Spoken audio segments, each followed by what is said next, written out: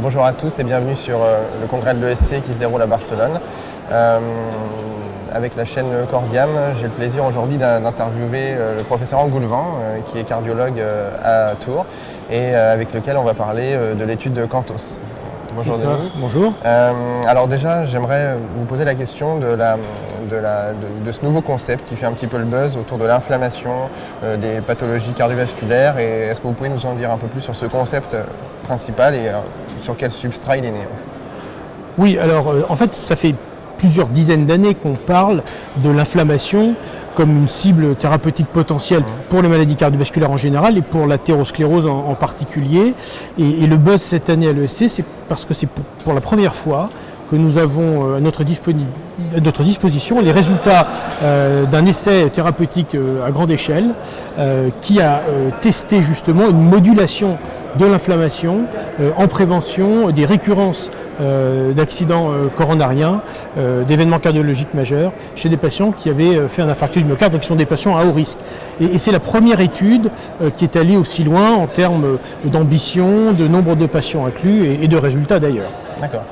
Donc voilà, une vraie grosse étude, une nouveauté en fait dans le monde de la cardiologie. Est-ce que vous pouvez nous parler de la population qui a été ciblée et le moment où on se situe par rapport à la maladie cardiovasculaire? Alors tout à fait. Il faut rappeler que dans cette étude, le traitement, en l'occurrence testé, ciblait l'interleukine 1 bêta. L'IL-1 bêta, c'est une cytokine pro-inflammatoire dont on sait qu'elle est en amont de l'interleukine 6, de la CRP et d'autres cytokines pro-inflammatoires qui sont elles dosées en routine, ce qui n'est pas le cas de l'interleukine 1. Or là, dans cette étude, les patients inclus étaient des patients qui avaient fait un infarctus du myocarde depuis au moins un mois.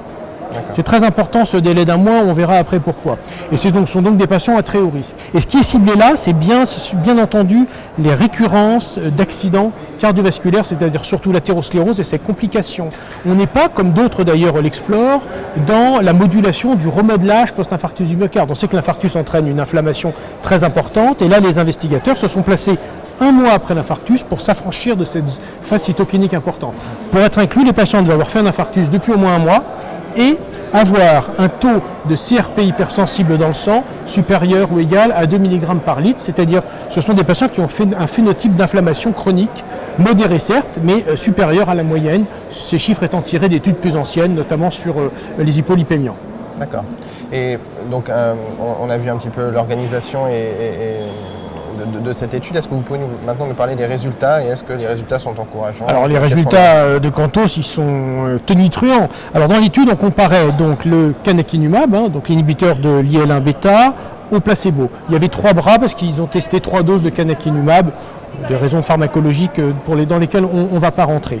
Ce qu'ils ont montré simplement, c'est que dans les bras qui recevaient 150 ou 300 mg de canakinumab, on a une réduction de 15%, c'est statistiquement significative, du critère majeur qui était infarctus non fatal, AVC non fatal et mortalité cardiovasculaire.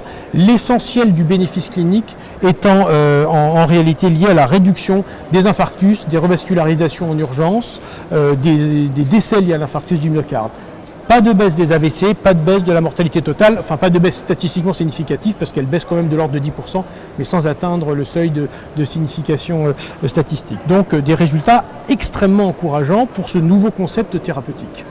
D'accord, très bien. Et est-ce qu'on peut parler aussi un petit peu des effets indésirables de cette molécule, par exemple? Tout à fait. Le principal effet indésirable qui a été repéré, ça a été une augmentation des infections fatales. Le nombre d'infections fatales est très faible, mais il y a une augmentation statistiquement significative en défaveur, cette fois-ci, du canakinumab, et elle est expliquée, entre autres, par une augmentation des leucopénies.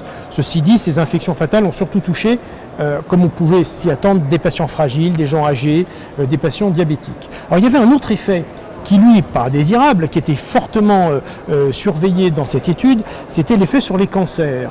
Et alors c'est un signal, puisque ce n'était pas une étude taillée pour ça, mais il y a une réduction statistiquement significative de la mortalité par cancer, et les auteurs se sont même fendus une publication séparée dans le Lancet pour montrer que c'est une réduction des cancers du poumon et des cancers du poumon mortels, ce qui est tout à fait en congruence avec des publications antérieures qui avaient montré que dans ces cancers, le phénotype inflammatoire joue un rôle majeur, notamment dans leur diffusion métastatique qui souvent fait le lit de leur mortalité. Ce qui est à noter, c'est que tant dans la réduction des événements liés à l'athérosclérose que dans la réduction des cancers, on a une dose dépendance. C'est-à-dire que plus on a mis de médicaments, plus on a eu une réponse inflammatoire, c'est-à-dire une baisse de la CRP hypersensible, et plus on a eu une réduction des événements. Il y a donc un effet pharmacologique dose dépendant. Vous avez une diminution du marqueur cible, la CRP hypersensible, qui s'accompagne d'une réduction plus importante des événements. Et ça, c'est quelque chose qui emporte vraiment la conviction sur le mécanisme d'action bénéfique de cette stratégie thérapeutique. Très bien. Donc pour la première fois, on touche du doigt une stratégie thérapeutique qui pourrait, via l'inflammation, combattre les maladies cardiovasculaires, et c'est la première étude thérapeutique qui montre... C'est effectivement une étude qui valide enfin le concept que moduler l'inflammation, parce que l'IL-1β ne résume pas à lui seul toute l'inflammation, c'est une partie de l'inflammation de ce qu'on appelle le système immunitaire inné. Il y en a d'autres voies de l'inflammation sont impliquées dans les réponses immuno-inflammatoires, mais en tout cas, moduler l'inflammation, la réduire par certains aspects, peut réduire le taux d'événements, c'est très encourageant. D'autres études sont attendues d'ailleurs sur ce même thème dans les mois et les années qui viennent. Très bien, merci beaucoup. Je vous en prie.